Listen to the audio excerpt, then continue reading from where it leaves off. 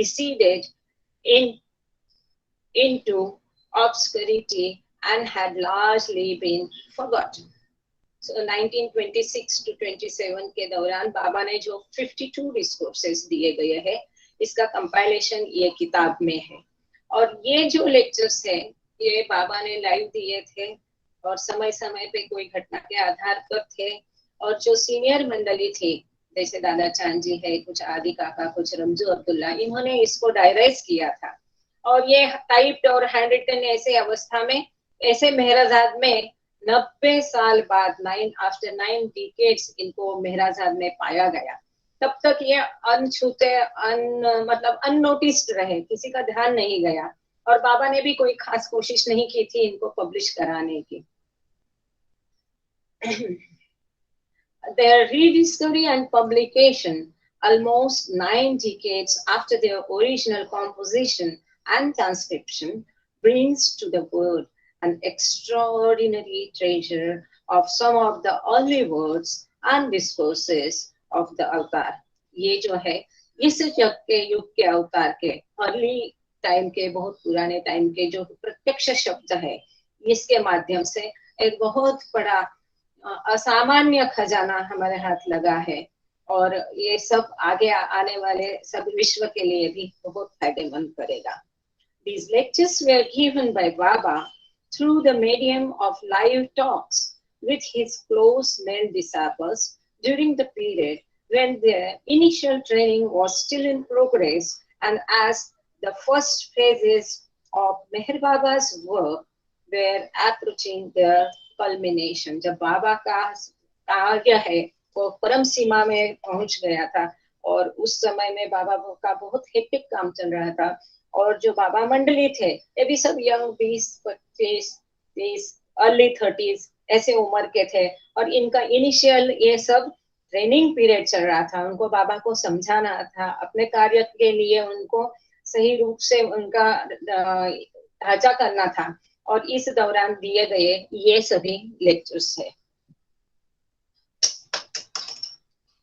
अच्छा, इन ये लेक्चर्स जो है अब मैं थोड़ा सा इसका हिंदी में इंट्रोडक्शन में जो दिया गया है जगह जगह पे उसका इन शॉर्ट बताती हूँ। ये लेक्चर्स उस समय में थर्सडे टिफिन लेक्चर्स करके जाने जाते थे, इसीलिए हमने इसका वाचन हमने सोचा कि थर्सडे पे रखे। तो बाद में और दिन में भी रहता था पर मोस्टली इसकी शुरुआत थर्सडे को हुई है और इस प्रकार से इसका पहला जो लेक्चर है वो लेक्चर 29 अप्रैल 1926 गुरुवार के दिन बाबा ने दिया था।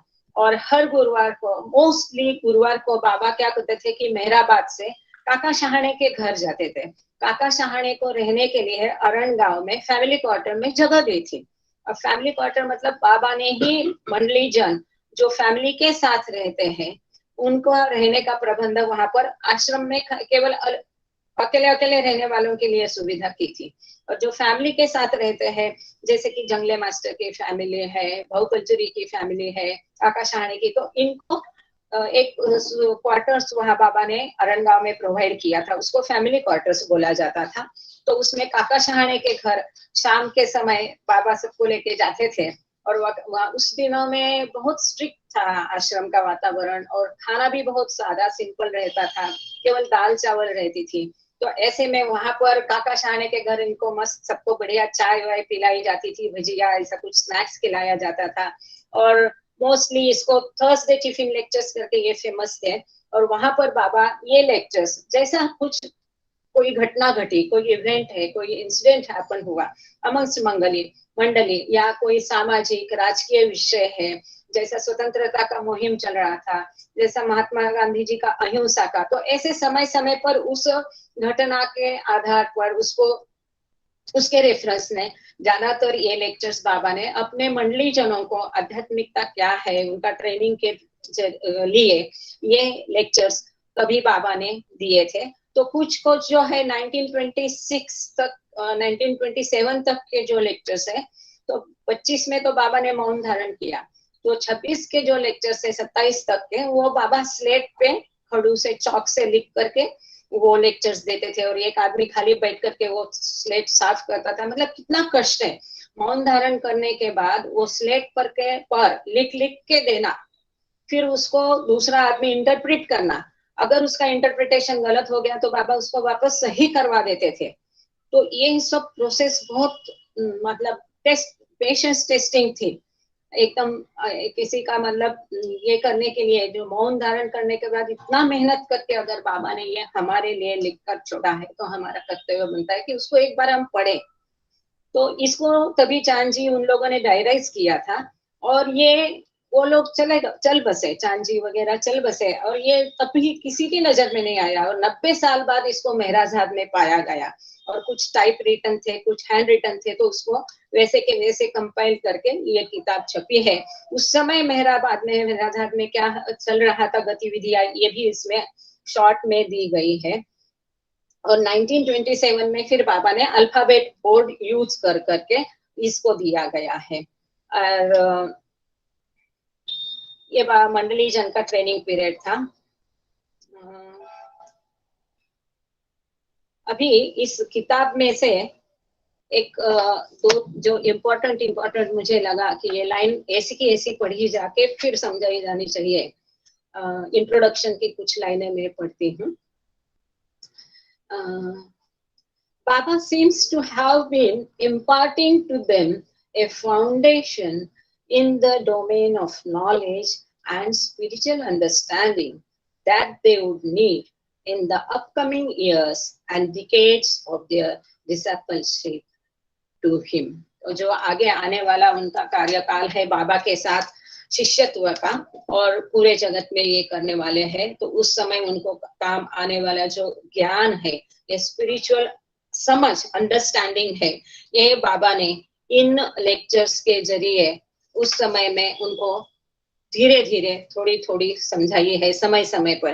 क्योंकि ऐसी एक घटना हुई थी कि जिस समय एकदम अच्छा लेक्चर चल रहा था, लेकिन बाबा ने अब्रप्टली बीच में रुका, बस अभी इसके आगे नहीं, नहीं तो आपको हजम नहीं होगा, ऐसा बाबा ने कहा था।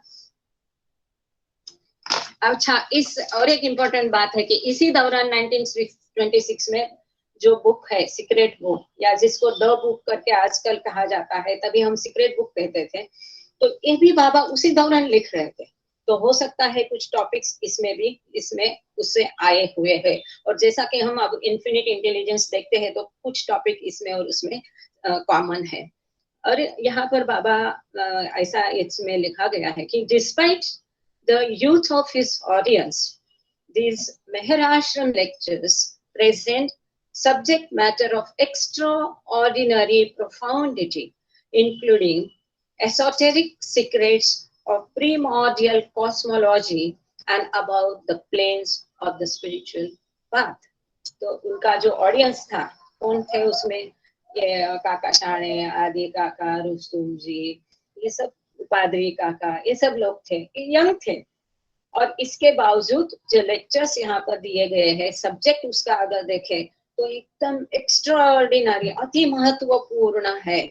और इसमें अति प्राचीन विश्व विज्ञान और स्पिरिचुअलिटी, आध्यात्मिकता के जो गुण है, इसका उसमें जिक्र है, वो इन्होंने बाबा ने यहाँ पर उजागर किए हैं। Overall then the Mehrabad ashram was extraordinarily prolific in the production of literary discourse, oral and written.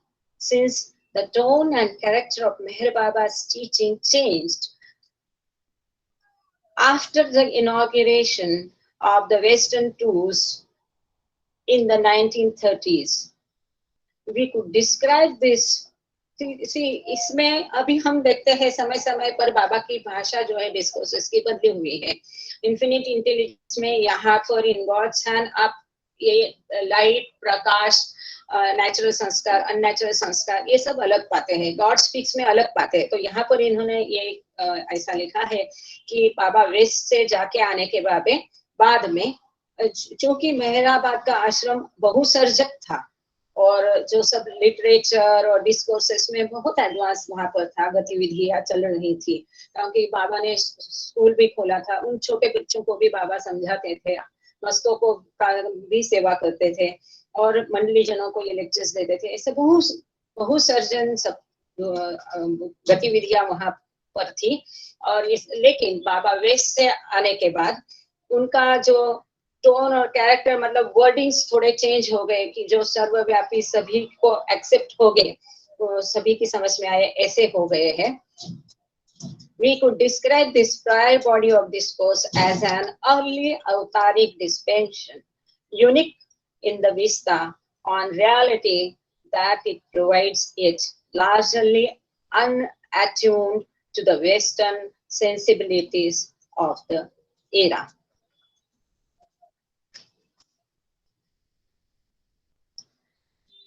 Meher Baba did say during the very period that Tiffin Lectures collection was being compiled that his explanations may be recomposed in forceful and stylish language. ये जो सारे tiffin lecture में भाषा है ना, एक layman's, common man, सर्वसाधारण मनुष्य को भी समझ में आएगी, ऐसी भाषा का प्रयोग यहाँ पर बाबा ने किया है।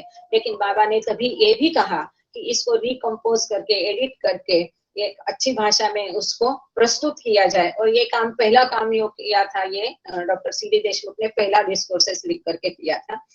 With caveat that the spirit and meaning must remain unchanged. लेकिन ऐसे करते समय इसका जो आत्मा है ये लेक्चर का, और इसका जो अर्थ है वो बदलना नहीं चाहिए, ऐसी बाबा ने वार्निंग तभी दिया थी। और 2931 में जो नासिक से मेहर मैगजीन करके पहला पब्लिश हुआ था, उसमें कुछ लेक्चर्स दिए गए हैं। कुछ लेक्चर्स रमजू अब्दुल्ला ने, उनका एक किताब उन्होंने किया था 1933 में, श्री मेहर बाबा, हिज फिलोसॉफी एंड टीचिंग्स, ये रमजू अब्दुल्ला की किताब है। इसमें भी कुछ लेक्चर्स है। और जो मेहर मैगजीन में जो लेक्चर्स दिए गए हैं उसका वाचन हम ऑलरेडी जो 1929-30 के दौरान मेहर मैगजीन में जो बाबा ने लेक्चर्स दिए थे वो भी बहुत इंपॉर्टेंट है।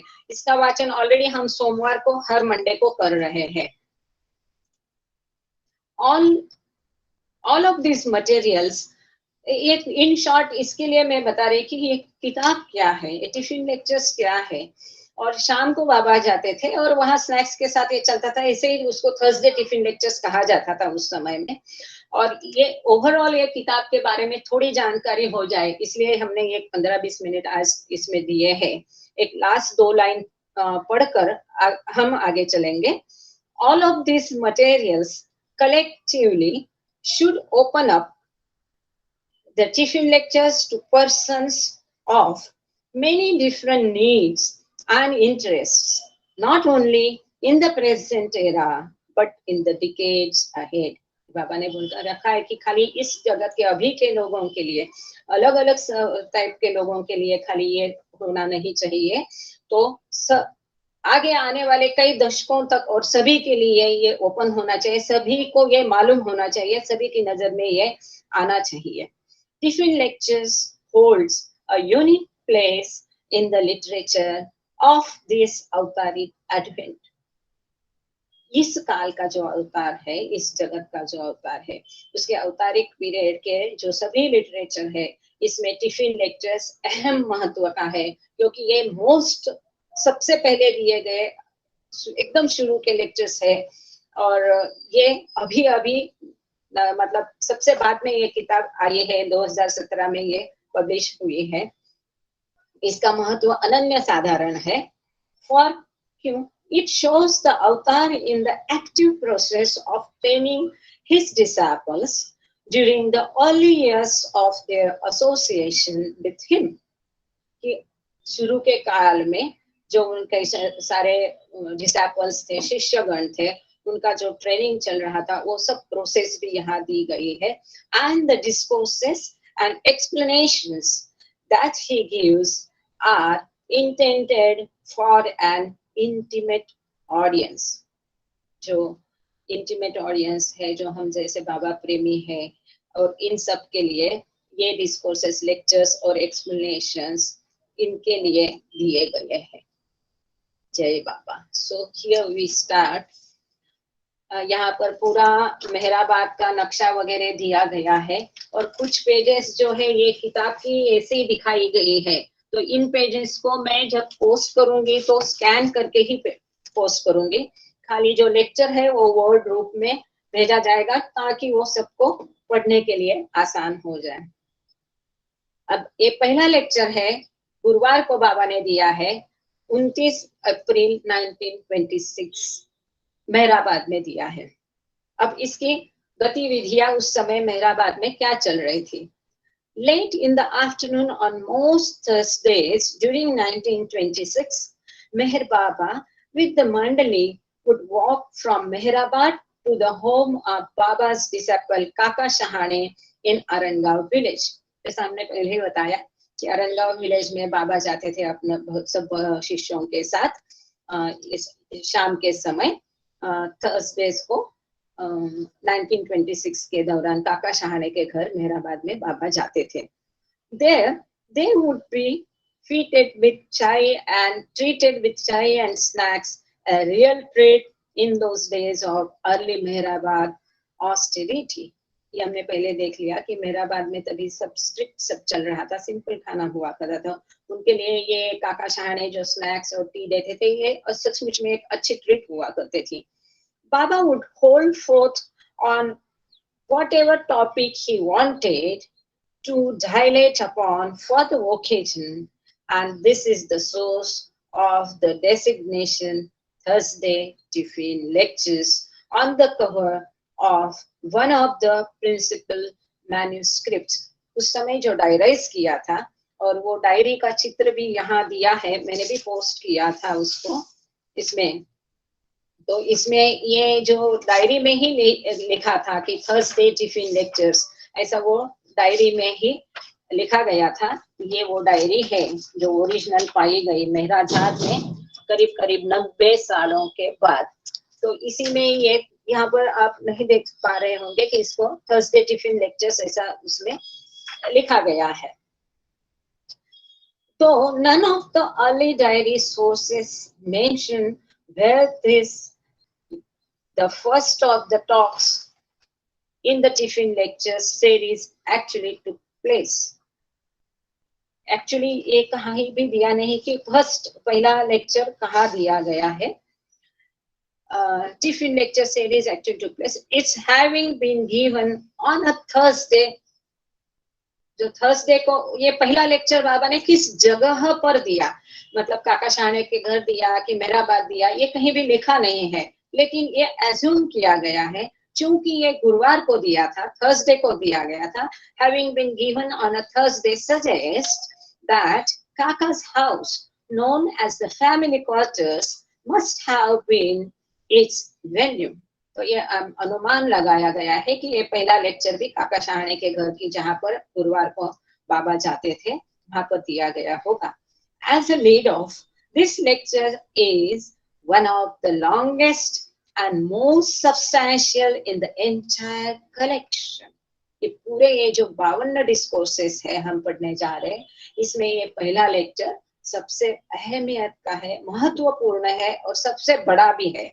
It is also distinguished by having incorporated what looks like material from Infinite Intelligence, which was probably being dictated by Baba at this very same time. तो ये काफी सारा इन्फिनिट इंटेलिजेंस में जो दिया गया है उसके जैसा ही है, और क्योंकि वो उसी वक्त दोनों भी साइमल्टेनियसली चल रहा था।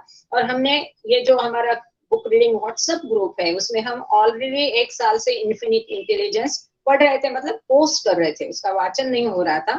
तो वहां पे हमने इन्फिनिट इंटेलिजेंस ऑलरेडी खत्म किया, तो अभी इसके रिलेटेड ये टिफिन लेक्चर्स हम शुरू करते हैं।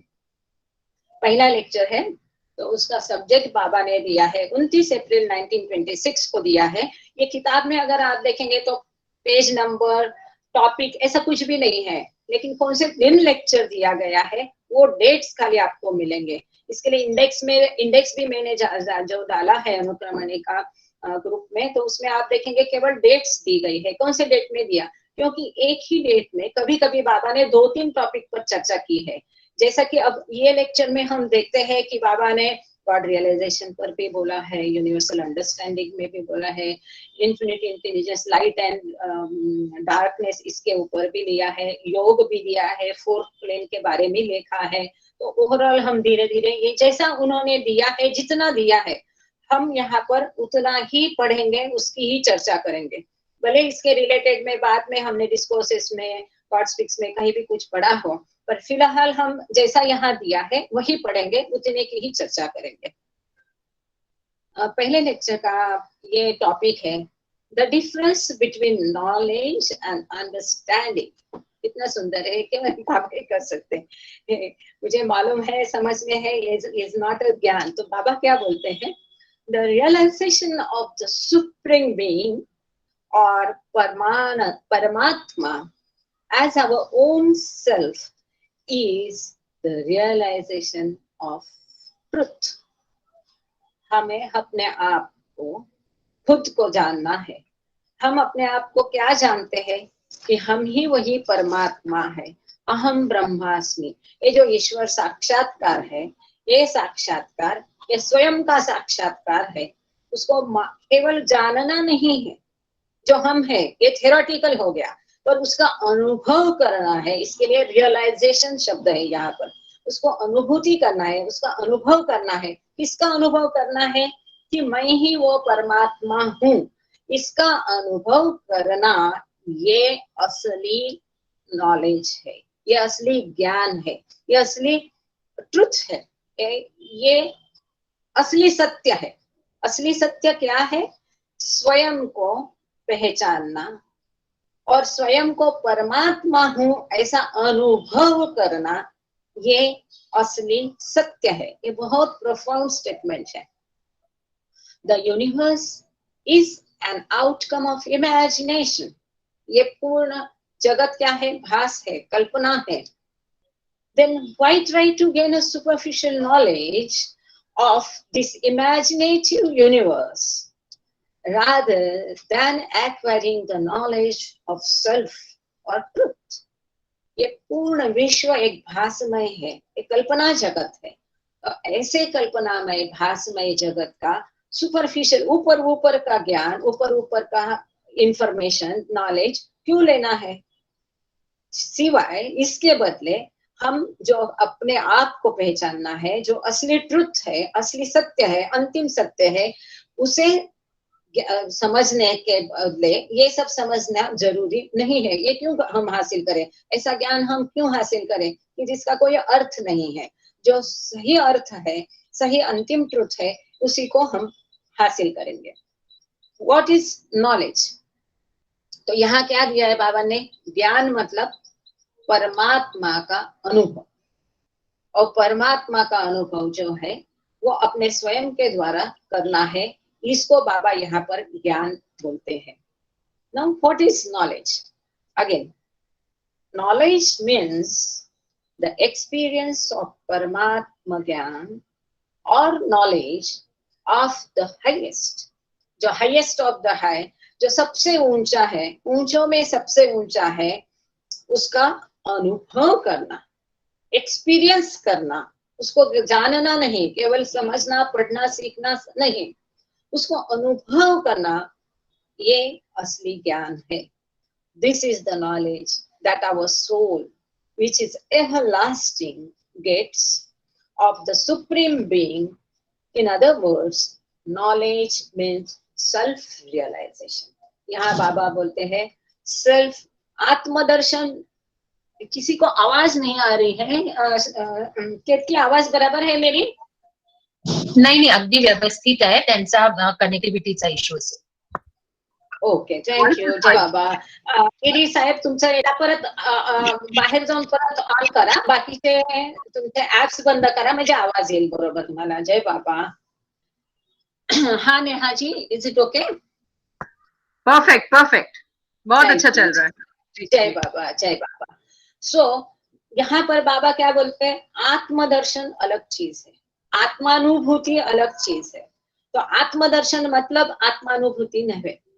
तो बाबा यहाँ बोल रहे हैं दूसरे शब्द में, नॉलेज मीन्स सेल्फ रियलाइजेशन, आत्मानुभूति करना, यही ज्ञान है। अब ये कैसा ज्ञान है? This is the knowledge. ये ऐसा ज्ञान है जो हमारी आत्मा हमारी आत्मा जो एवरलास्टिंग है, शाश्वत है। आत्मा का कभी मृत्यु होता नहीं। अमरत्व, ये मॉर्टेलिटी में हमने वो देखा है कि ये ऐसी अमर आत्मा, शाश्वत आत्मा, सबसे ऊंचा जो है एवरलास्टिंग सुप्रीम बीइंग मतलब गॉड। तो ऐसे ईश्वर को ये शाश्वत आत्मा जब अनुभव करती है तब उसको ज्ञान कहलाया जाएगा। What is universal understanding? अब यहाँ बाबा एकदम, उस समय मैंने पहले हमने देखा कि कच्चे बच्चे सब थे, 20, 25, 30 की उम्र के, अर्ली 30s इवन, और उनको कुछ स्पिरिचुअलिटी वगैरह मालूम नहीं था। तो उन्होंने कैसा समझेंगे? ऐसा थोड़ा थोड़ा जितना हजम होगा, छोटा छोटा बाबा ने दिया है, बट वेरी इंपॉर्टेंट, हम उतना ही देखेंगे। अब यहाँ बाबा यूनिवर्सल अंडरस्टैंडिंग, विश्वात्मक समझ या विश्व का भान, universal understanding is called विश्व ज्ञान और knowledge of the universe। जो विश्व का समझना, विश्व का ज्ञान या विश्व का ज्ञान या नॉलेज ऑफ द यूनिवर्स। विश्व ज्ञान, यहाँ पर बाबा ने इस किताब में कई बार बहुत ज्यादा गुजराती शब्द और सेंटेंसेस बहुत यूज किए हैं। और इसके लिए पांचाल जी के जो बड़े लड़के हैं उत्तम पांचाल और उनका लड़का है कुशल, इन्होंने बहुत बड़ा योगदान इसमें दिया, ये सब गुजराती को इंग्लिश में करना। तो ये जो विश्व ज्ञान है, इसको हासिल करना, ये विश्व की अंडरस्टैंडिंग है, भान है। अब इसकी क्या है, आगे देखते हैं बाबा क्या कहते हैं।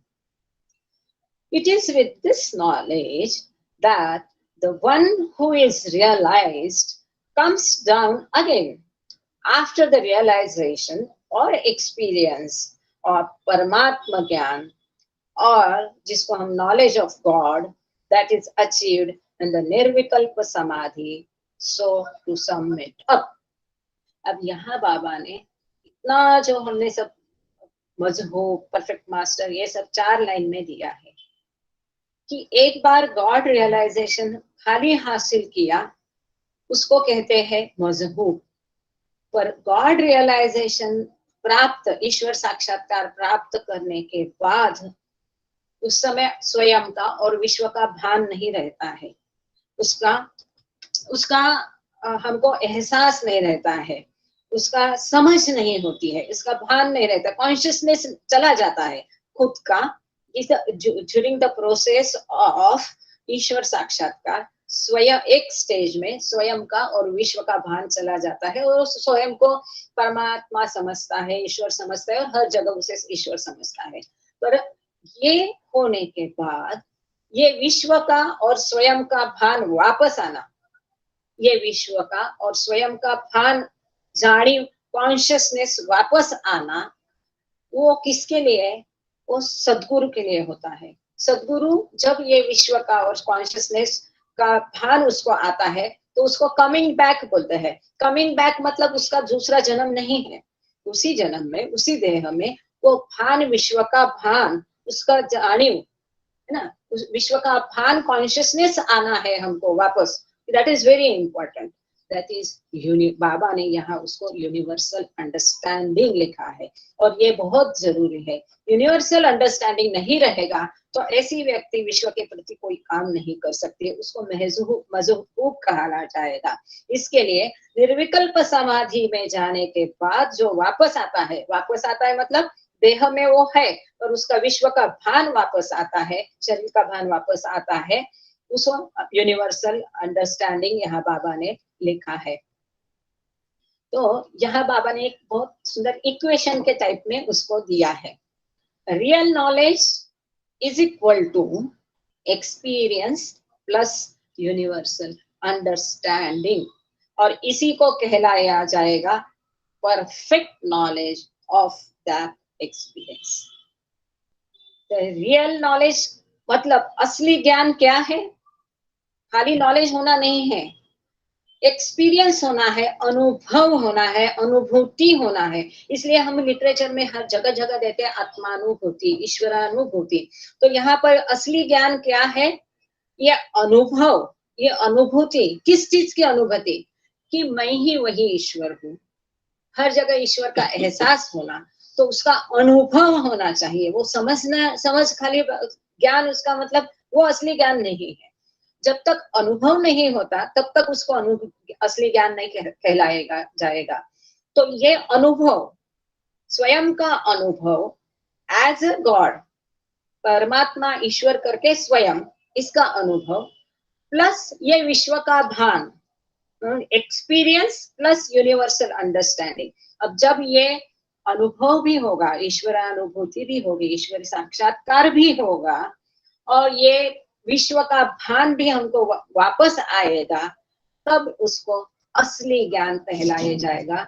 और उसी को perfect knowledge of that experience, जो अनुभव है, अनुभूति है, ईश्वर साक्षात्कार है, वो परफेक्ट, पूर्ण रूप से ये परिपूर्ण, उस अनुभव का परिपूर्ण ज्ञान कहलाया जाएगा। जब तक ये विश्व का भान भी नहीं होता है और अनुभव भी होना है और भान भी होना है, तभी उसको perfect knowledge of that experience कहलाया जाएगा। Neha ji, sorry sorry to interrupt you. यहाँ बाबा ने परफेक्ट मास्टर्स की बात की है क्या इस स्थिति में? यस, जो अगर देखो, ये नेहा जी, ये बहुत अर्ली डेज का लिटरेचर है। उस समय बाबा ने परफेक्ट मास्टर नहीं कहा है, लेकिन ये वर्णन परफेक्ट मास्टर का ही है ना? हाँ हाँ हाँ, क्योंकि क्या है, बाबा ने यहाँ लिखा है, जो स्थिति है वो परफेक्ट मास्टर्स की है जी। निर्विकल्प समाधि से भी बाहर आके जो ईश्वर का भान रखेगा, मतलब ये मजबूत नहीं है, और मजबूत का परफेक्ट मास्टर सद्गुरु, मजबूत से बढ़ के है। हाँ, ये सद्गुरु के बारे में ही बाबा सब कह रहे हैं।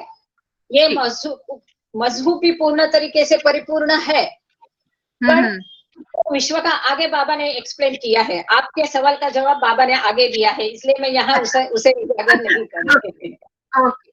Thank you. Jai Baba. In other words, she who acquires this real knowledge must necessarily win this experience, and इसीलिए बाबा कहते दूसरे शब्दों में, जिसे ये असली ज्ञान हासिल कर, उसको ये अनुभव करना है, और उसके बाद and then again he must attain a perfect knowledge, परिपूर्ण ज्ञान of this experience। मतलब जिसे ये असली ज्ञान हासिल करना है, उसे वो अनुभव करना है, और उसके बाद ये एक्सपीरियंस का, अनुभव का परिपूर्ण ज्ञान हासिल करना है। और परिपूर्ण ज्ञान क्या है? कि विश्व भान है। यही है सद्गुरु की अवस्था, कि जहाँ उसको ईश्वर साक्षात्कार भी होता है, और क्योंकि उसको कुछ ड्यूटीज दी गई है यूनिवर्स के प्रति परफॉर्म करने के लिए, उसके लिए उसको यूनिवर्स का भान, कॉन्शियसनेस आना जरूरी होता है। इसीलिए, और वो कॉन्शियसनेस आने की जो प्रक्रिया है वो बड़ी पेनफुल है, जैसा कि हम बाबा के इसमें भी देखा है कि जो वहां पर उपासनी महाराज के आश्रम में बाबा ने परिपूर्ण किया था। Otherwise those who acquire experience, ईश्वर अनुभव, and remain there in that nirvikalpa state, the state of everlasting bliss or anant anand are called मजहूब्स। आपके सवाल का जवाब यहाँ पर बाबा ने दिया है कि जो केवल ईश्वर अनुभव करेंगे, ईश्वर की अनुभूति करेंगे, और वो जो इटर्नल ब्लिस है, एवरलास्टिंग, हम शाश्वत आनंद, अनंत आनंद में जो रहेंगे, उनको मजहूब, सूफीज्म में मजहूब कहलाया जाता है। वो जो, उसको निर्विकल्प समाधि स्टेट बोलते हैं। Although they are God realized or experienced, although they are all knowing and perfect in every way, mazhubs are unable to do anything for or give salvation to the world. જગતનો ઉદ્ધાર કરી શકતો નથી। बाबा ने गुजराती ने यहाँ लिखा है कि वो गॉड रियलाइज रहते, ईश्वर साक्षात्कार उनको मिला होता है, उनको परफेक्ट परिपूर्ण नॉलेज है, सभी वे में, in all the ways they are perfect, सभी उनको ज्ञान है, फिर भी ये विश्व का उद्धार के लिए, विश्व का कल्याण के लिए वो कुछ काम नहीं कर सकते हैं। क्यों? क्योंकि उनको यूनिवर्सल अंडरस्टैंडिंग नहीं है। और जिसको यूनिवर्सल अंडरस्टैंडिंग है, यहाँ बाबा ने दी है, विश्वभान है, वही परफेक्ट मास्टर है, और जो परफेक्ट मास्टर है वही विश्व का कल्याण कर सकते हैं। जहाँ यहाँ पर बाबा ने लिखा है, जगत नो उद्धार करी सकतो नहीं, ऐसे लोग जगत का उद्धार नहीं कर सकते। क्यों? सब कुछ परफेक्ट है, पर एक चीज मिसिंग है, वो क्या है कि विश्वभान, वो अंडरस्टैंडिंग नहीं है विश्व का, इसके लिए वो जगत का कल्याण नहीं कर सकते। So to explain in short, the experience of the state of the supreme being, ईश्वर का अनुभव is the real state. ईश्वर का अनुभव यही खरी स्थिति है, और बाबा ने भी आगे उसको खरी स्थिति और खरी अवस्था लिखा है। इन शॉर्ट बाबा समअप करते हैं कि ईश्वरानुभव यही खरी स्थिति है। Now let us see what this experience of self, in which one establishes oneself prior to the acquisition of real knowledge, actually is. तो अब बाबा बोलते हैं एक्सपीरियंस क्या है, ये आगे हम देखते हैं।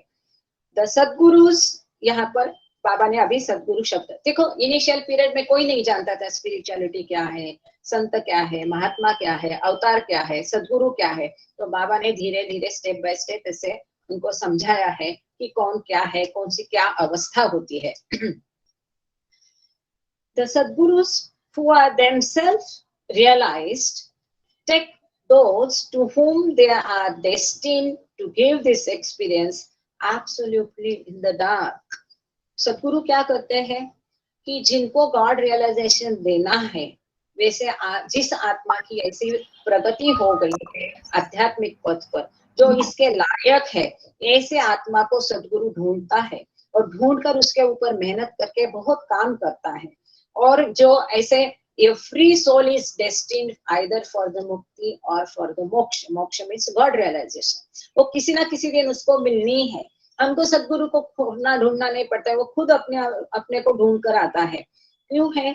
तो they are destined, every soul is destined. तो अब जिसके नसीब में ये लिखा है, तो वो सदगुरु क्या करता है, उनको आंख पर पट्टी बांधकर, उनके आंख बंद करके ये सब प्लेन्स में से लेके जाता है। मैं पहले पढ़ती हूँ, फिर इसको एक्सप्लेन करती हूँ हिंदी में।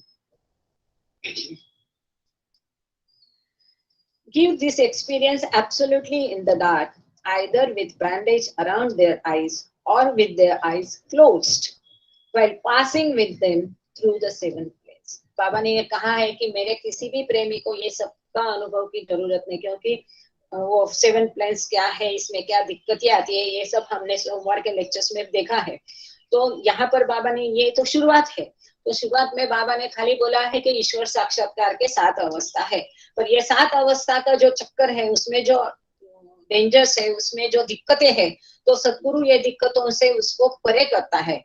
जो सदगुरु की सहायता से जाता है, उसको इसमें सब में अनुभव नहीं होता है, वो उसके आंख पर पट्टी बांध कर या आंखें बंद करके उसको ये सारे 7 प्लेन्स पार करा देता है, ताकि उसकी गाड़ी कहीं अटके नहीं। और जो ये है, एक अवस्था से दूसरी अवस्था में जाने का जो दिक्कत है और उसमें जो प्रॉब्लम्स है, वो खाली बाबा ने दूसरे लेक्चर्स में बहुत सुंदर तरीके से उसको समझाया है कि क्या क्या डेंजर्स है उसमें। 10 the ones, इसीलिए ये जो एक्सपीरियंस आते हैं मार्ग में, उसको इम्पोर्टेंस नहीं दो, ऐसा बाबा ने कहा है। नहीं तो उसी में हम उलझ जाते हैं, उसका आकर्षण रहता है, उसमें फंसे जाते हैं, वही फाइनल डेस्टिनेशन समझ के वहीं पे फंसने की चांसेस होते हैं। Thus, the ones who are to be given that experience by the Sadguru have no knowledge, no idea even of what these 7 planes are. तो सदगुरु द्वारा अगर किसको ऐसा ईश्वरी साक्षात्कार देने के लिए जो काबिल है, उसको पता भी नहीं होता है कई बार कि ये 7 अवस्था क्या है, और उसको मालूम भी नहीं होता, एहसास नहीं होता है कि मैं कौन सी अवस्था पर हूँ, कौन से प्लेन पर हूँ। क्योंकि क्या है, उसके फायदे के लिए सदगुरु उसको आंख पर पट्टी बांधकर ऐसा लेके जाता है। Until the very end they remain quite in ignorance of that knowledge। मतलब एकदम लास्ट अवस्था, सेवंथ प्लेन तक उनको भान ही नहीं रहते, उनको पता ही नहीं रहता है कि मैं ये अवस्था से गुजर रहा हूँ। क्यों? उसके अपने फायदे के लिए है। ये किसको करना पड़ता है? जो सदगुरु की सहायता बिना जाता है उसको ये सब फेस करना पड़ता है। दो by that time they have already crossed all these planes। ये छह प्लेन उन्होंने क्रॉस की होती है सदगुरु की मदद से, आंख बंद करके। It is for this reason that when the disciple who is a candidate for this experience, candidate मतलब जो eligible candidate, जिससे क्षमता है, जो ये इसके लिए सक्षम है, जिसकी वजह से आध्यात्मिक प्रगति हुई है, it's dropped off by the Sadguru just below the seventh plane, his state is unimaginable, indescribable। तो वो सदगुरु क्या करता है, ये सातों प्लेन में से, 6 प्लेन में से ऐसे आराम से उसको लेके जाता है। वो जो सुपर जो रास्ता रहता है ना, एकदम तार रोड से लेके जाता है, वो जो ऊपर डुपर है, खास करके क्या बोलते हैं उसको, डिच एंड ऑल दैट, उसको एक्सपीरियंस नहीं होता है, और उसके आंख पर पट्टी बांध के उसको लेके जाता है। कहाँ तक लेके जाता है? 7th प्लेन तक। और जब वो 7th प्लेन में पहुंचता है तो चकाचौंध हो जाता है, अवर्णनीय, कल्पनातीत ऐसा भावाविवेश उसमें आता है और आनंद उसको मिलता है। वो कल्पनातीत होता है, वर्णनातीत होता है, उसका वर्णन नहीं कर सकते, ऐसा उसको अनुभव होता है, क्योंकि उसने पहले 6 प्लेन आंख बंद करके पास किए हैं सदगुरु की सहायता से। It is as if an unexpected current of millions of candle powers of electric light were to surge through our earth। ये अनुभव कैसा होता है? तो बाबा बोलते हैं कि कई टन्स, कई क्रोर्स, मिलियंस ऑफ कैंडल्स का लाइट, उसका करंट जो रहेगा वो एकदम प्रकाशित होने के बाद कैसा होगा, ऐसा भावाविवेश आकस्मिक हो जाता है। To dissolve together in his subtle body। ये स्थूल शरीर में नहीं, उसका सूक्ष्म शरीर में ये होता है। He is amazed and stupefied। एकदम स्तब्ध हो जाता है, अचंभित हो जाता है by this new experience।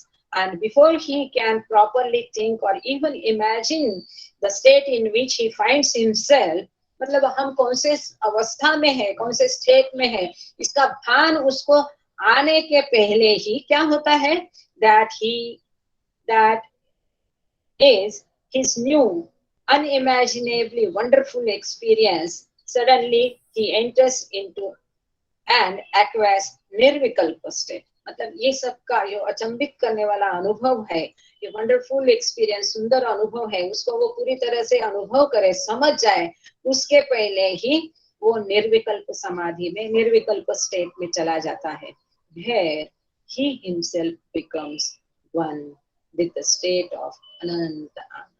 और यहाँ पर वो अनंत आनंद खुद अनुभव करता है।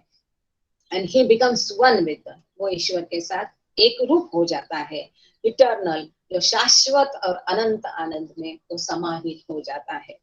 But it is useless. अब बाबा आगे ये सब बताया, बाबा ने कितना शॉर्ट में बताया। अब हमको क्यों थोड़ा बहुत समझ में आ रहा है, क्योंकि अब यहाँ ऑलरेडी गॉड स्पीक्स, डिस्कोर्सेस, ये वो यहाँ वहाँ हर बार पढ़ के ये थियरी हम कुछ तो समझ में आ रही है। अब उन लोगों ने शुरू में ये लेक्चर अगर बाबा देते तो क्या और कैसा समझते, हम भी वैसी कोशिश करेंगे कि हमको आगे कुछ मालूम नहीं है, ऐसा समझ के हम सारे लेक्चर्स पढ़ेंगे। ये प्राइमरी स्टेज का है, नर्सरी क्लास या केजी का हम समझ सकते हैं, तो वैसे में ये कैसा समझ में आता है ये समझने की कोशिश करेंगे। अब बाबा क्या बोलते हैं, but it is useless for me to explain of for you to realize all of this without actual personal experience. ये सब बातें कैसी है, बोलने की, सुनने की, कहने की, पढ़ने की नहीं है, ये अनुभव करने की बात है। और जब तक आपको स्वयं का अनुभव नहीं होता है तब तक ये यूजलेस है। बाबा बोलते हैं for years and years one may go on explaining all of this to you. सालों साल कोई आपको ये एक्सप्लेन करता रहेगा, and for years you may listen to such a one giving these explanations। सालों आप ऐसा explanation सुनते रहेंगे, and for years you may go on reading volumes about it। और ये बड़े बड़े खंड के खंड आप सालों तक पढ़ते रहेंगे, and still you would not get even a glimpse of an idea इतना करने के बावजूद आपको इतना एक वो जो आइडिया है उसकी एक झलक तक नहीं मिलेगी, not even a shadow of shadow, shadow भी नहीं, ये छाया की परछाया भी आप उसको देख नहीं सकते of what the real experience is. आप कितना भी पढ़ो समझो सीखो, लेकिन जब तक अनुभव नहीं होता है तब तक ये सुंदर अनुभव का इतनी सी झलक भी आप नहीं पा सकते हैं। Then can it never achieve? ऐसा है तो ये कभी मिलेगा नहीं क्या? Not without personal experience. Baba बोलते कि पर्सनल व्यक्तिगत अनुभव के बिना ये कभी नहीं हो पाएगा। This perfect state is attained only by one out of millions. तो लाखों में से एक को ही यह अवस्था प्राप्त होगी, and that too only through the grace of a God realized Guru. अपने आप नहीं कर सकते कोई भी, क्योंकि हमने देखा है बाकी लिटरेचर में छठवीं भूमिका तक आपके मन का नाश नहीं होता है, संस्कार जो थोड़े बड़े बचे कुचे होते हैं उसका नाश नहीं होता है, अहम का नाश नहीं होता है, ये सब सातवीं भूमिका में होता है, वो भी सद्गुरु की सहायता बिना ये होता नहीं है। सो अगर किसी को परफेक्ट गॉड रियलाइजेशन पहुंचे तो वो सद्गुरु के मदद बिना नहीं हो सकता है। इसीलिए हम सब बाबा की चरण में और चरण में है। To talk about and discuss this knowledge and this experience with the aid of a blank and vacuous philosophy. वैक्यूअस मतलब खाली, ये सब खाली ना, हम जो पढ़ रहे हैं ये सब खाली है, ये थियरी सब खाली नॉलेज है। एंड सुपरफिशियल नॉलेज, ये ऊपर ऊपर का है, जो धर्म का ऊपर ऊपर का ज्ञान है, इससे कुछ नहीं फायदा होता जब तक अनुभव नहीं है। Without having actually acquired and realized this knowledge and this experience of yourself, जब तक ये असली ज्ञान, यह अनुभव आप खुद नहीं प्राप्त करते हैं, nothing but sheer, it all this is just फूले बाबा बोलते हैं ये सब मूर्खता है, a humbug pure and simple, ये सब this is nonsense, सब बिजनेस है जब तक ये हम अनुभव नहीं करते। ये यहाँ पर बाबा का फर्स्ट जो छोटा सा डिस्कोर्स है, द डिफरेंस बिटवीन, बाबा ने यहाँ नॉलेज और अंडरस्टैंडिंग में क्या है, ज्ञान, अनुभूति, अनुभव और वो विश्व का भान। तो अनुभव और विश्व का भान दोनों मिलकर ही असली ज्ञान होता है। आगे बाबा एक्सप्लेन करते हैं, इंटेलिजेंस फाइनाइट, मेरे ख्याल से 10 मिनट है, इसमें हम थोड़ा सा इसको पढ़ लेते हैं जितना हो सके हमसे। पूरा चैप्टर मेरे ख्याल से नहीं हो पाएगा, एक 5 मिनट हम इसको इधर उधर एक्सटेंड करके ये छोटा सा चैप्टर कंप्लीट कर लेते हैं। इंटेलिजेंस फाइनाइट एंड इन्फिनिट, जो प्रज्ञा या बुद्धि जिसको बोलते हैं, ये सीमित और असीमित प्रज्ञा या बुद्धि। अब इसमें एक फिगर दी है और आपने गॉड स्पीक्स में भी देखी होगी और कई जगह पे ये फिगर आपने देखी होगी। तो यहाँ पर जो है ईश्वर, परब्रह्म और परात्पर परब्रह्म, ये बाबा ने समझाने की यहाँ पर कोशिश की है। अब हम सब लोग जानते हैं कि ईश्वर के अवस्था जो है परब्रह्म अवस्था, और उसके पहले की अवस्था जो है परात्पर परब्रह्म अवस्था। इसमें भी एक छोटा चार्ट यहाँ पर देख लीजिए, गॉड स्पीक्स में एक छोटा चार्ट दिया है। तो यहाँ पर जो है ये परात्पर परब्रह्म अवस्था है। तो इस अवस्था में ईश्वर को ना अपना भान रहता है ना जगत का भान रहता है, और इसमें इसको खुद का भान रहता है लेकिन जगत का भान रहता नहीं, और इस अवस्था में उसको पूरा भान रहता है। तो ये यही बाबा ने यहाँ पर इंटेलिजेंस, लाइट, डार्कनेस, ये सब समझाने की कोशिश की है। तो यहाँ पर आप ये भी कर सकते हैं कि सुनते सुनते, ये ऑलरेडी मैंने पोस्ट किया है ग्रुप में, तो ग्रुप में से वो आकृति निकाल करके आप इसको देख सकते हैं। Figure 1 on the next page shows the varied degrees from 1 to 7 in the scale of consciousness and the different parts or roles that intelligence plays. ये जो प्रज्ञा है, यहाँ पर इंटेलिजेंस शब्द बाबा ने ईश्वर के लिए यूज किया। इन्फिनिट इंटेलिजेंस, अमर्यादित ज्ञान मतलब ईश्वर। तो ये जो ईश्वर की भूमिका है, उसकी कॉन्शियसनेस है, चेतना है, इसकी विविध स्टेजेस और भूमिका इसमें एक्सप्लेन की गई है। In the original state of unconscious God, इसको क्या कहा है, अचेतन ईश्वर। अचेतन ईश्वर क्यों कहा गया है? ईश्वर कैसा अचेतन हो सकता है, अनकॉन्शियस हो सकता है? क्योंकि जैसा अभी मैंने बताया कि परात्पर परब्रह्म अवस्था में वो अनंत आनंद केवल अनुभव कर रहा है, ना उसे विश्व का ज्ञान है, ना मैं ईश्वर हूँ इसका भान है। तो represent as the blue arc on the bottom of the figure. Before passing through the 7 stages of evolution, man is actually God. हम सब कौन है? परमात्मा का अंश है, हम परमात्मा थे, राइट। और वहां पर हमको ऐसा समझ में आया, अब अनंत आनंद है, पर एकदम लहर होती है, उत्पन्न होती है और हलचल होती है। और फिर वहां पर पहला आता है कोहम, मैं कौन हूँ। और फिर ये ढूंढने के लिए आत्मा निकलती है, और ऐसे फिर वो निकलती है तो डायरेक्ट उसको सुपर कॉन्शियसनेस नहीं होता है।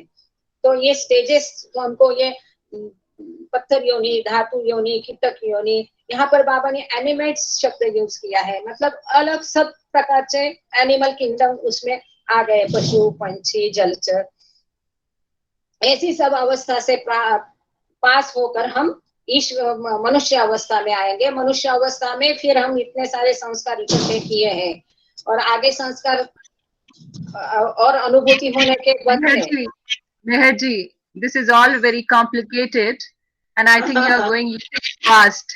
I think पहला लेक्चर ही अपने आप में ऑब्जर्व करने में, हमें समझने में थोड़ा समय लगेगा, और वो अगर उसी पे क्वेश्चन आंसर हो जाए या थोड़ा परिचय हो जाए एक दूसरे से, तो इन 5 मिनट का वही इस्तेमाल करें। ये बहुत बड़ा चैप्टर है, इसमें बहुत सारी बातें हैं, तो इसको फिर अगले आप गुरुवार को शुरू करें और धीरे धीरे एक एक पॉइंट पे बात करें, बहुत महत्वपूर्ण है ये तो।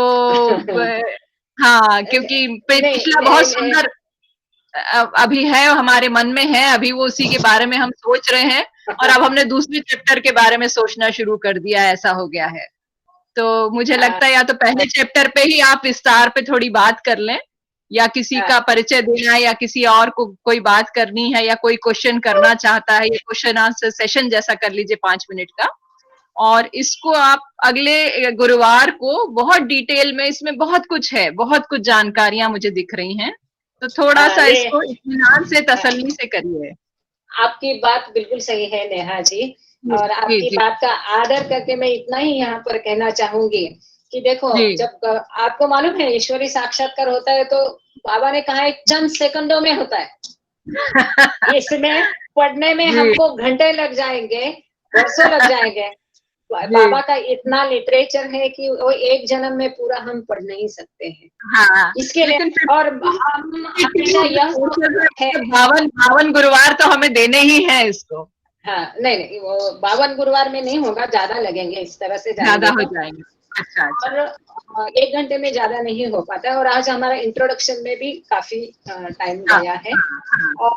और दूसरा है कि इसको मैं इसके कंपेयर करती हूँ कि वो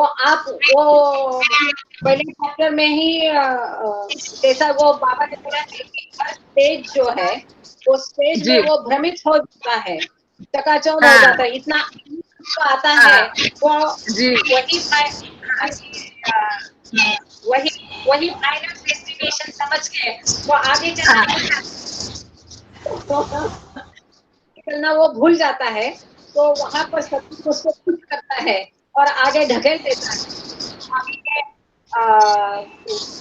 मास्टर और ज्ञान और अनुभव, इससे निकल करके हम ईश्वर क्या है, परमात्मा क्या है, इन्फिनिट इंटेलिजेंस क्या है, लाइट क्या है, डार्कनेस क्या है, ये समझने की कोशिश करने की प्रयत्न कर रहे थे। एनीवे, किसी को वैसे ही 4 मिनट रह गए हैं, किसी को कुछ सवाल है?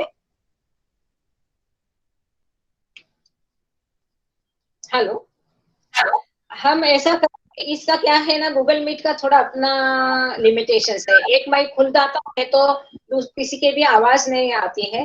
तो अगर किसी को क्वेश्चंस है तो आप चैट में जरूर डाल दीजिए, तो क्या है वो केतकी बताती जाएगी समय समय पे। नेहा जी, आपको बोलना शेयर करना चाहते हैं आप? जी नहीं, बहुत सुंदर रहा, बहुत सुंदर रहा। सुंदर शुरू में जो आपने पूरी प्रस्तावना पढ़ी और हिंदी में अनुवाद बहुत सुंदर किया उसका, और पहला जो सदगुरु के बारे में जो बातें हुई हैं वो भी बहुत महत्वपूर्ण है। तो वही है कि मैं अभी उसी चकाचौंध में हूँ और उससे बाहर नहीं निकल पा रही तो मुझे लगता है अगले गुरुवार को हम जो है दूसरा जो चैप्टर है या दूसरा जो उसका अध्याय है उसकी ओर बढ़ेंगे। तो वो बेहतर रहेगा। बाकी बहुत खुशी हो रही है, इतने सारे लोग, tiffin lecture it's food for soul, तो उसकी भी चर्चा हो रही है, और आखिरकार ये पुस्तक मैं पढ़ पा रही हूँ आपके माध्यम से। इसका बहुत शुक्रिया, बहुत धन्यवाद आपका। धन्यवाद तो बाबा का है, और क्योंकि ये अवसर हमको वो ही प्रदान कर रहे हैं। बाबा बाबा थैंक यू बाबा। बाबा ही प्रदान कर रहे हैं। तो मैं चाहूंगी, ऐसे तो हम आज 6:15 तक का सोचा था, क्योंकि मैं ये इन्फिनिट इंटेलिजेंस जो है एक पन्ना ही खाली, इसको मैं पूरा करना चाहती थी ताकि आगे शेड्यूल बराबर चले। लेकिन जैसा आप कह रहे हैं कि यहाँ पर स्टॉप कर लीजिए, तो स्टॉप कर सकते हैं। आगे केतकी को भी 6:30 को दूसरा मीटिंग है जहाँ पर जो भी पंचों की राय हो जो भी आप ठीक समझे। आप कंटिन्यू कर सकते हैं मेरे लिए तो। थैंक यू, ठीक है। तो एक केतकी,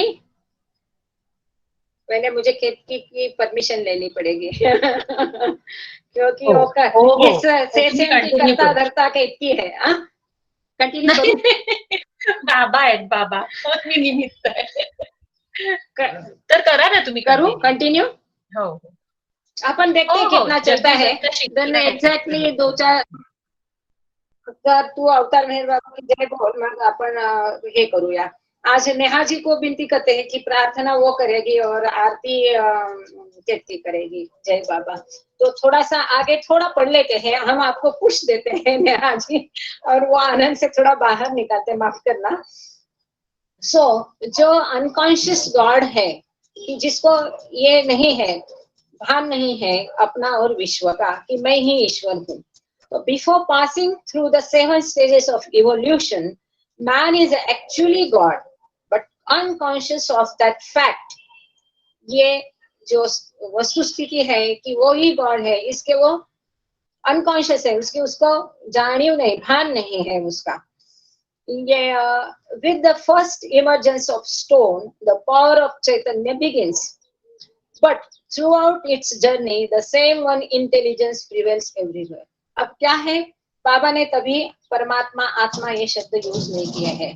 तो बाबा ने ईश्वर को भी इन्फिनिट इंटेलिजेंस कहा है, और चूंकि हम परमात्मा का अंश है, आत्मा है, तो हम सब में वो इन्फिनिट इंटेलिजेंस है, और हर सब में वो कीटक हो, पंछी हो, जानवर हो, हर सब में ये इन्फिनिट इंटेलिजेंस मौजूद है, ऐसा यहाँ पर बाबा कहते हैं।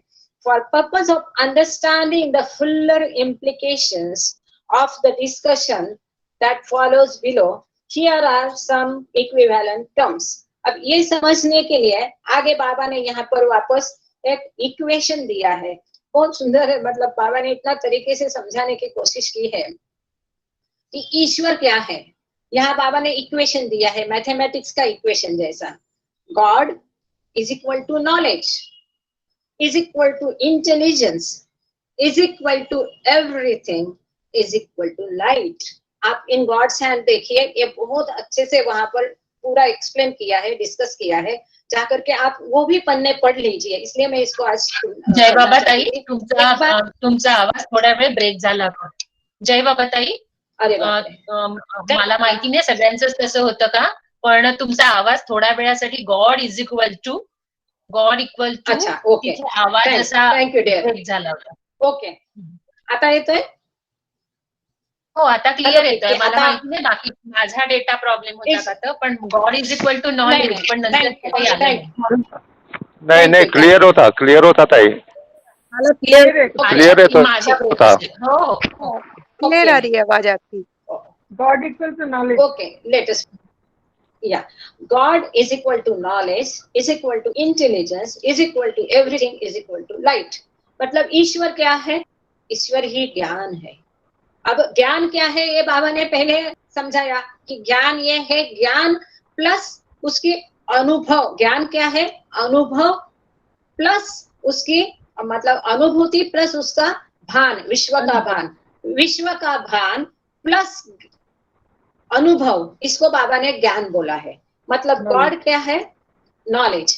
ये ज्ञान is equal to intelligence. Intelligence, ईश्वर को ही बाबा ने इंटेलिजेंस, असीमित प्रज्ञा, इसको बाबा ने इंटेलिजेंस, भगवान ही इंटेलिजेंस है, मतलब इंटेलिजेंस इज भगवान, एवरीथिंग, क्योंकि वहां वो सब में मौजूद है, तो ईश्वर सब में मौजूद है, तो everything is equal to light. तो God is equal to light. अब दूसरा इक्वेशन बाबा ने दिया है, universe is equal to ignorance is equal to imagination is equal to nothing is equal to darkness. मतलब यूनिवर्स क्या है? ये कल्पना है, भ्रम है, माया है. तो बाबा ने इसको कैसा समझाया है? यूनिवर्स मतलब इग्नोरेंस, अज्ञान है, कल्पना है, इमेजिनेशन है, कुछ भी नहीं है, नथिंग मतलब darkness. In short, God is equal to light, universe is equal to darkness. आपके पास गॉड्स हैंड होगा या ऑनलाइन भी है, इसको जरूर पढ़ना वापस से. Let us come to the explanation of the blue semicircle at the bottom of figure 1, which represents unconscious infinite intelligence. Here, knowledge does not know that I am Anant. बहुत पेचीदा, बहुत सुंदर, बहुत ब्यूटीफुल. देखिए, नॉलेज मतलब अनंत ज्ञान है. वो ज्ञान को ही ज्ञान नहीं कि मैं अनंत हूँ. See the beauty. हाँ, बाबा कैसा लिख रहे हैं, एक ज्ञान को ही ज्ञान नहीं कि मैं अनंत हूँ. फॉर दिस नॉलेज, तो इन्फिनिट, ये ज्ञान हासिल करने के लिए वो अनंत है, फिर भी is immerse in sound sleep. क्यों है? वो गहरी नींद में सो रहा है. That is in the unconscious state, which is to say that in that state, knowledge or God does not know I am infinite knowledge. ये ऐसी अवस्था है कि इस अवस्था में वो ज्ञान को ही ज्ञान नहीं कि मैं अनंत ज्ञान. देखो कैसा ये चमत्कार है ईश्वर का. ये ज्ञान को भी ज्ञान नहीं कि मैं अनंत ज्ञान. इससे सुंदर तरीके से कोई समझ ही नहीं सकता, ये केवल बाबा ही कर सकते. Knowledge as said means God. हम पहले टॉपिक से ही बाबा धीरे धीरे आगे लेके जा रहे. नॉलेज हमने देखा, नॉलेज क्या है? अनुभव प्लस यूनिवर्स का भान. अब यहाँ पर बाबा क्या बोलते हैं? नॉलेज ही गॉड है. Where knowing means creating. अब यहाँ बाबा क्या करते हैं, क्या कहते हैं कि knowing, ज्ञात होना मतलब क्रिएशन. यहाँ ईश्वर ने क्रिएशन शुरू होता है, उसकी निर्मिति शुरू होती है. Now at this stage where infinite intelligence is still asleep, ये अनंत ज्ञान है, अभी भी गहरी नींद में सो रहा है. क्या होता है? अचानक एक इच्छा उत्पन्न होती है. A desire gets created in the unconscious jivatma. जो अनकॉन्शियस है, जिसको अपना भान नहीं है, चेतना नहीं है, ऐसे जीवात्मा में इच्छा निर्माण होती है. किसकी इच्छा होती है? A desire to know self, खुद को जानने की इच्छा उत्पन्न होती है. A desire for self realization, खुद को व्यक्त करने की, अनुभव करने की. And with the vibration of this desires to know self, ये डिजायर जो है, ये जो इच्छा उसमें उत्पन्न हुई जीवात्मा में, इसकी वजह से लहर उत्पन्न होती है. और ये जो लहर वाइब्रेशन उत्पन्न होता है, जीवात्मा को सेल्फ जागरूक हो गया, which enabled it to advance further, और आगे उसकी प्रगति होती गई. But advance to where? To the superconscious state again. मतलब उसकी एडवांसमेंट हो के अनंत चेतना तक वो आगे जाता है. Again, how was this awakening caused and created? ये जो जागृति है, ये क्यों हुई, इसका कारण क्या है और कैसे हुई? एक डिजायर. सो बाबा हमेशा बोलते हैं डिजायर फॉर डिजायरलेसनेस. एक इच्छा के कारण ये सब संसार की, हमारी सबकी उत्पत्ति है. ये सब का मूल है इच्छा. ये इच्छा क्या थी? The desire to know self, खुद को जानने की इच्छा. Desire implies संस्कार. ये संस्कार कहाँ से उत्पन्न हो गए? ये पहली इच्छा उत्पन्न हुई और इस पहली इच्छा के कारण संस्कार उत्पन्न हो गए. Desire implies sanskar. Here at the point marked Om point in figure 1, which is the point where the desire was created. जो हम Om point बोलते हैं, ये Om point में विश्व की उत्पत्ति हुई है, जीवात्मा की उत्पत्ति हुई है. क्यों हुई? तो हलचल मची, डिजायर उत्पन्न हो गई है, खुद को जानने की इच्छा उत्पन्न हो गई है, और वहां से ये विश्व की उत्पत्ति ये ओम पॉइंट से हुई है.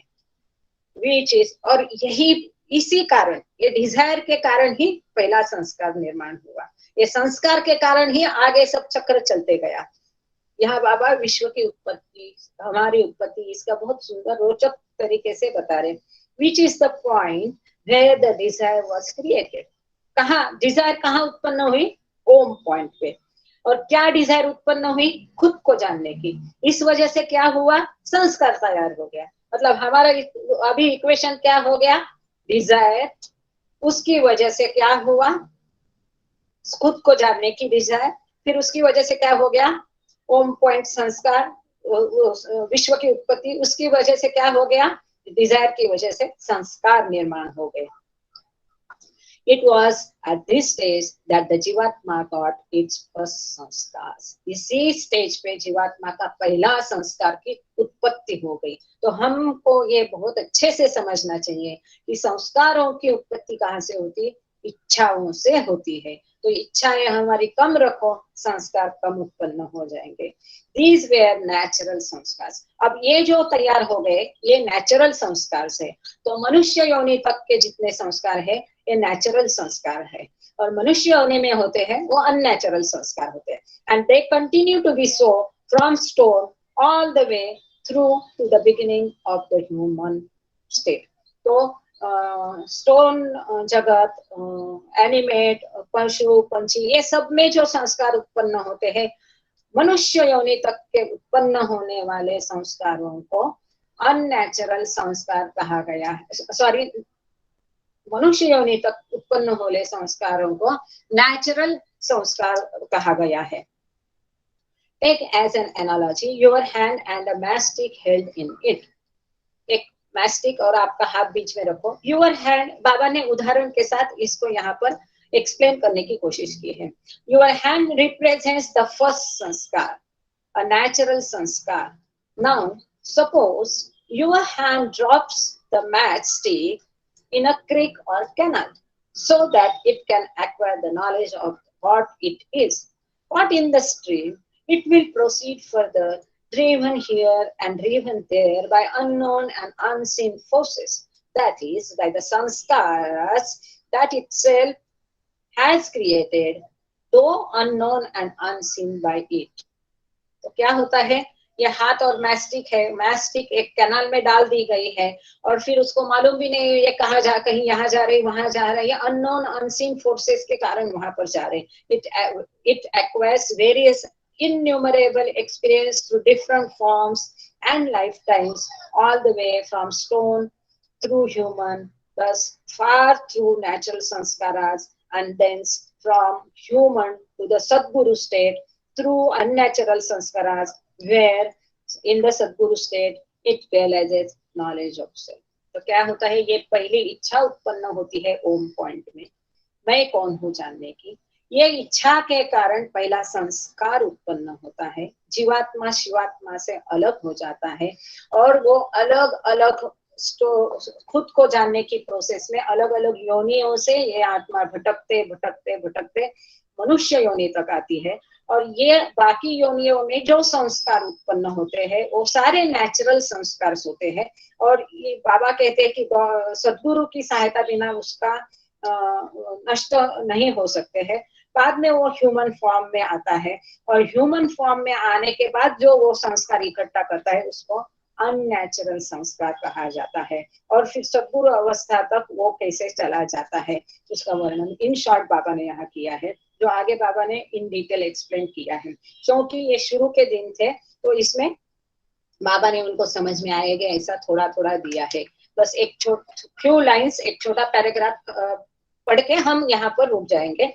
Leaving aside this mastic illustration in this literal aspect, we shall now deal with these same spiritual facts, but now using the language of figure 1.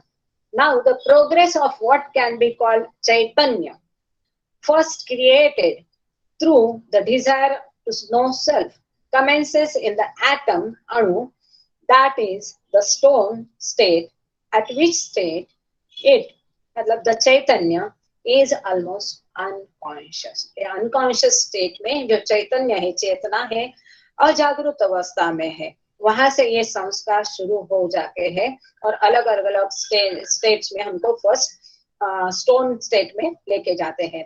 Then advancing further, it gradually passes into the vegetable state where Chaitanya acquires subconsciousness. Vegetable state में वो अर्ध चैतन्य अवस्था प्राप्त करता है. From there it proceeds onwards gradually into the state of animate creatures. यहाँ पर बाबा ने जलचर, पशु, पंछी ये सब अलग नहीं दिया है, सबको एक ग्रुप में डाला है, उसको एनिमेट कहा है, एनिमेट जगत कहा है. उसमें सारे तरह के क्रिएचर्स हैं. Where it becomes less subconscious. So less subconscious मतलब चैतन्य अवस्था उसकी बढ़ रही है, अपने आप की चेतना कम हो रही है. This culminates in the monkey state where it is, यहाँ पर बाबा ने मनुष्य के पहले monkey अवस्था एक सेपरेट दिया है, where it is less and less subconscious. Finally, Chaitanya arrives at and acquires the human state. ऐसा कर करके फाइनली मनुष्य योनि तक वो चैतन्य आ जाता है. इसको हम जल्दी रैप अप किया क्योंकि ये सभी बाबा प्रेमियों को ये सब योनि वगैरह अच्छे से पता है और ये बाबा ने शुरू के पीरियड में अलग इसमें ढंग से दिया है. Where it achieves full consciousness. यहाँ पर मनुष्य योनि में उसकी चेतना अवस्था पूरी प्रकट होती है, फुल कॉन्शियसनेस आ जाता है, इसमें और कुछ आने का संभव नहीं है. और इसी वजह से यहाँ पर नेचुरल संस्कार उसके कल्मिनेट होना, तैयार होना बंद हो जाता है और अननेचुरल संस्कार बनना शुरू हो जाता है, क्योंकि यहाँ पर उसकी बुद्धि आती है और बुद्धि और इच्छा इसके माध्यम से ये अननेचुरल संस्कार ज्यादा तैयार होते हैं. But what is it conscious of, we will see later. बाबा ने कहा all of this progress from the stone to human state, पत्थर अवस्था से मनुष्य अवस्था तक की योनि is made through the medium of natural संस्कार. ये क्यों बनता है? ये नेचुरल संस्कार. संस्कार क्यों बनते हैं? इच्छा की वजह से. अगर पशु भी है तो उसको खाने की इच्छा है, तो ये इच्छाओं से ये नेचुरल संस्कार बनते हैं और ये योनियां बढ़ती जाती है, created automatically by the Chaitanya itself. ये जो चेतना है वो ऑटोमेटिक वो नेचुरल संस्कार तैयार करते जाती है. सभी का बहुत आभार. थैंक यू बाबा. नेहा जी है क्या? जय बाबा. बहुत सुंदर आपने, और बहुत क्लैरिटी आ गई वापस दोबारा सारी बात. हाँ, नेहा जी आप प्रार्थना बोलेंगे, हिंदी में बोले. टाइम टू आई रिक्वेस्ट, हम सबको प्रार्थना एक साथ बोलना चाहिए. नहीं, पर गूगल मीट में वो पॉसिबल नहीं होगा. आप बोलते जाइए, हम मन में बोलेंगे, अपने माइक बाकी सब लोग ऑफ करेंगे. आप परवरदिगार, पश्चाताप और छोटी प्रार्थना बोलिए. फिर मैं पूरी पढ़ नहीं पाती हूँ, इसलिए कोई आप शुरू कर दीजिए. जय अच्छा, मैं शुरू कर. जय Baba. Thank you.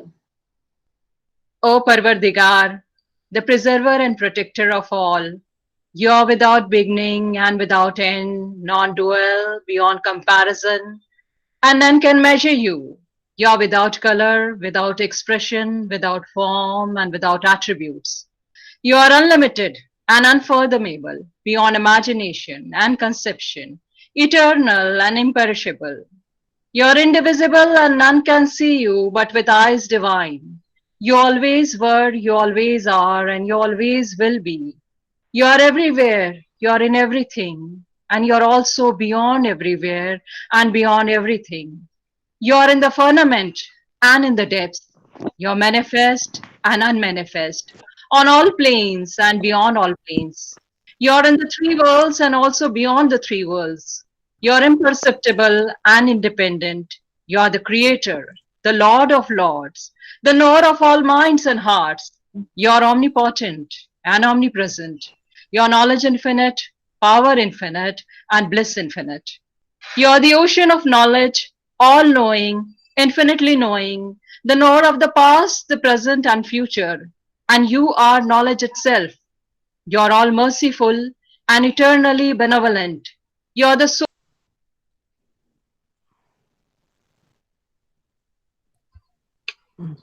You are the soul of souls, the one with infinite attributes. You are the trinity of truth, knowledge, and bliss. You are the source of truth, the ocean of love. You are the ancient one, the highest of the high. You are Prabhu and Parmeshwar. You are the beyond God and beyond God also.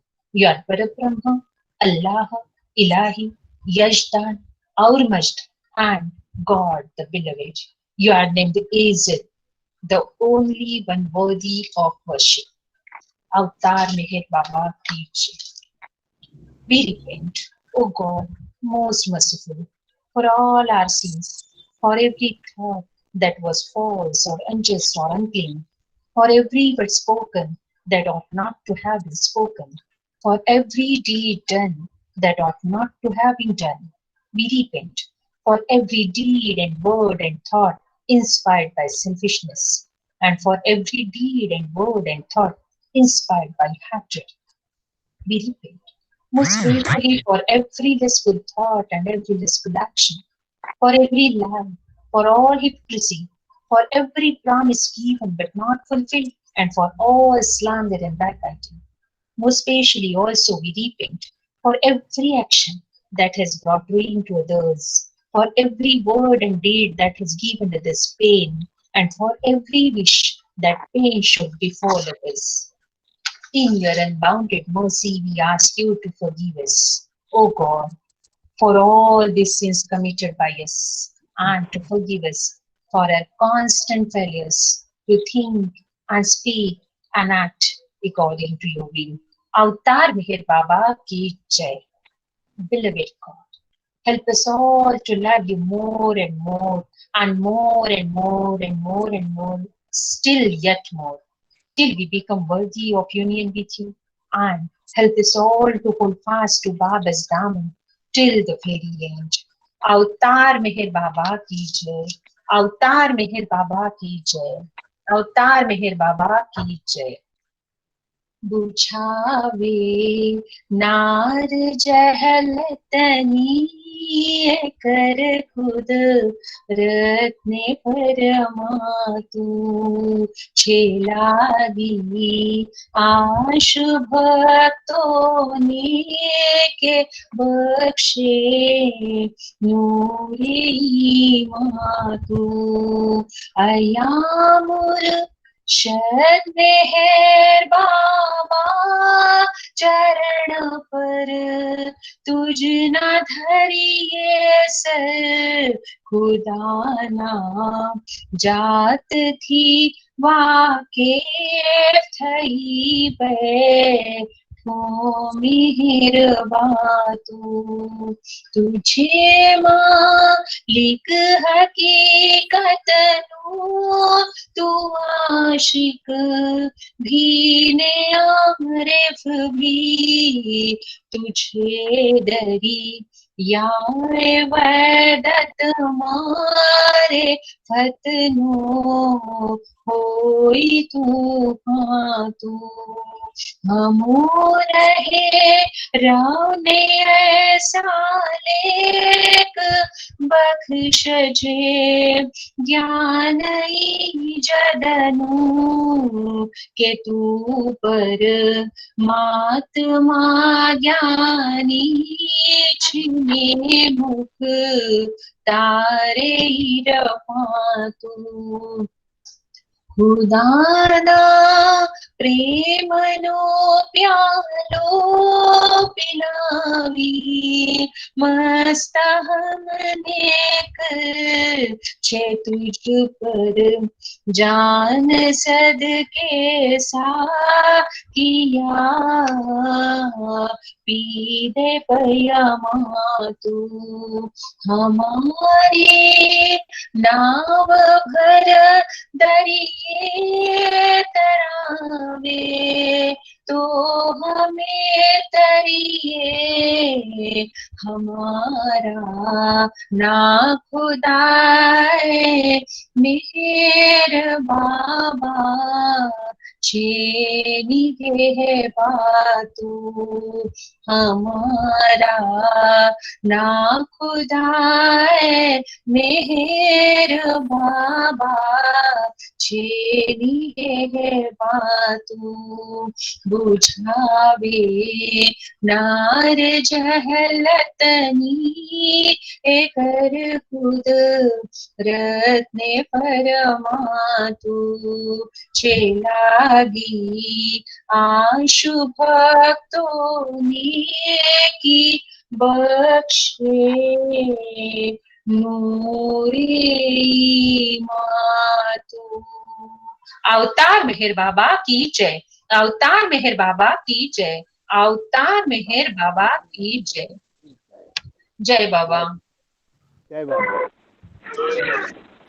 जय बाबा। सुरू करावं लागलं कारण त्या निघून गेल्या म्हणजे आणि मला सारी मेहंदी मैं किताब से पढ़ती हूँ। मैडम एक सजेशन,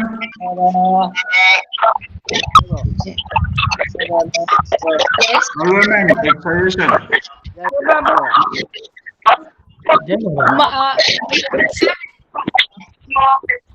मी काय म्हणते मायक्रोफोन ऑन ठेवा, तिला तुमचा हँड रेज करा आणि तुमचं सजेशन आम्हाला कळेल।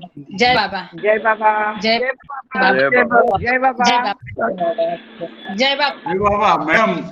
नीता जी जय बाबा, वेरी नाइस, थैंक्स। जय बाबा, जय बाबा, पहले थैंक्स, जय बाबा, जय काम के लिए थैंक्स। जय बाबा। मेहर कुर्मा जय बाबा। जय बाबा मेरे पिताजी, जय बाबा, मेरे पिताजी थैंक्स, बहुत बहुत धन्यवाद। Thank you Baba, thanks to Baba. जय बाबा, यस सभी को जय बाबा। जय बाबा, जय बाबा, जय बाबा, जय बाबा, जय बाबा, जय बाबा, जय बाबा, जय बाबा। जय बाबा। वो क्या है उसको जय बाबा, जय बाबा, जय बाबा। जय बाबा। जय बाबा, सभी लोग जय बाबा, जय बाबा, जय बाबा। जय बाबा। अभी क्या है ना, दूसरी मीटिंग में है तो नाही जगदीश दादाने ऍडजस्ट केलाय, जय बाबा। जगदीश दादाने ऍडजस्ट केलाय, मला नाही माहिती जय बाबा, जय बाबा। अच्छा काय विचारायचं होतं? जय बाबा, जय बाबा।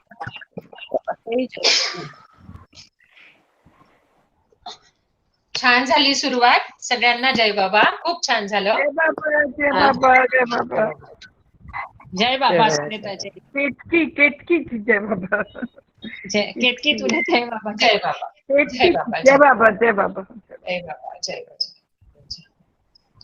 अवतार मेहर बाबा की जय, अवतार मेहर बाबा की जय, अवतार मेहर बाबा की जय। जय, जय जय बाबा, जय बाबा, जय बाबा, जय बाबा।